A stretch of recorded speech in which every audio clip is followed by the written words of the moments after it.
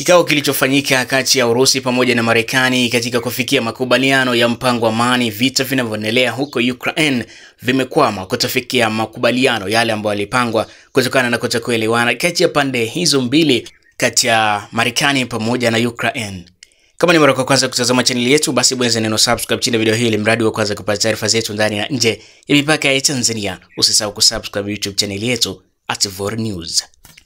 Serikali ya Russia imethibitisha kwamba mazungumzo ya kidiplomasia ya zaidi ya masaa 5 kati ya rais wa Urusi Vladimir Putin na wajumbe wa juu wa rais wa Marekani Donald Trump hayakuzaa makubaliano kuhusu mpango wa amani unaolenga kumaliza vita vinavyoendelea Ukraine. Mazungumzo hayo ambayo yalifanyika usiku wa kuamkia leo ndani ya majengo ya Kremlin huko Urusi yalitarajiwa kuwa hatua muhimu katika juhudi za kutafuta mwafaka wa kumaliza mzozo uliodumu kwa zaidi ya miaka mitatu sasa. Kwa mujibu wa taarifa ya Kremlin huko Urusi, mazungumzo hayo yalihudhuriwa na baadhi ya wajumbe kutoka Marekani wakimwakilisha rais wa Marekani Donald Trump. Wajumbe hao waliwasilisha toleo jipya la pendekezo la amani lililowekwa mezani na utawala wa rais wa Marekani Donald Trump, likilenga kufungua mianya ya mazungumzo mapya ya kupunguza mapigano katika maeneo ya mashariki na kusini mwa Ukraine. Kremlin inaeleza kuwa mazungumzo yalikuwa ya kina zaidi, yenye tija na kiufundi sana, ikimaanisha kuwa kulikuwa na majadiliano mapana kuhusu masuala ya usalama, mipaka na masharti ya kusitisha mapigano hayo yanayoendelea huko Ukraine. Hata hivyo, tofauti za msingi, hasa suala la udhibiti wa maeneo yanayopatikana Urusi, zilibaki kuwa chanzo kikuu cha kutokuwepo kwa makubaliano ya mkutano huo tangu umeanza mpaka unamalizika. Urusi imesisitiza kwamba maeneo hayo ambayo imeweza kuyataja na kuyataka, ambayo inatangaza kuyafanya sehemu ya umoja wa shirikisho la Urusi, hayataweza kuingizwa sehemu ya mjadala wa kurudishwa katika tawala za Ukraine, na akidai kwamba maeneo hayo ni maeneo halali ya taifa hilo la Urusi. Kwa upande mwingine, Marekani inapendekeza makubaliano yanayohusisha kusitishwa kwa mapigano yanayoendelea huko Ukraine dhidi ya Urusi, uangalizi wa kimataifa na hatimaye kuanza kwa mazungumzo ya hadhi na mipaka kwa ushirikishwaji wa Kiev. Urusi chini ya rais wake Vladimir Putin limeendelea kueleza kwamba baadhi ya vipengele vya pendekezo la Marekani vinaweza kujadiliwa katika siku zijazo, lakini vipengele vingine havikubaliki kabisa.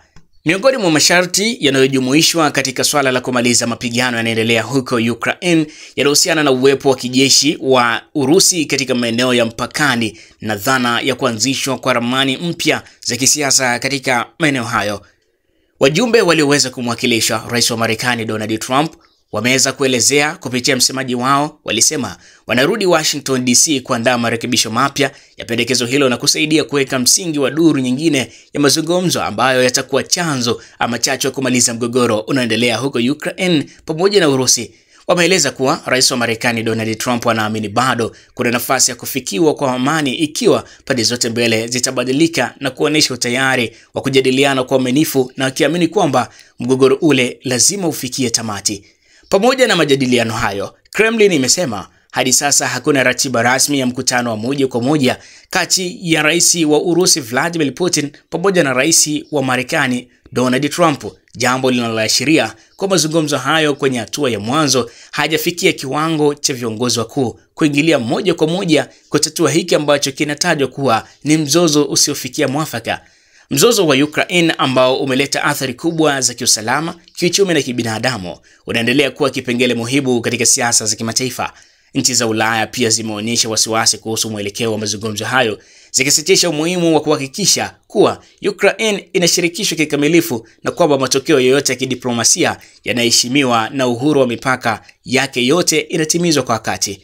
Kwa sasa Urusi pamoja na Marekani zimekubaliana kuendeleza mawasiliano katika ngazi ya wataalamu na kufanya tathmini za kiusalama, lakini hakuna matarajio ya mafanikio ya haraka. Mchakato wa kupata suluhu unaonekana kuwa mrefu na mgumu sana, ukihitajika mazungumzo ya kina, uamuzi wa kisasa na utashi wa pande zote tatu: Moscow, Washington pamoja na Kiev. Usisahau kusubscribe YouTube channel yetu @VorNews.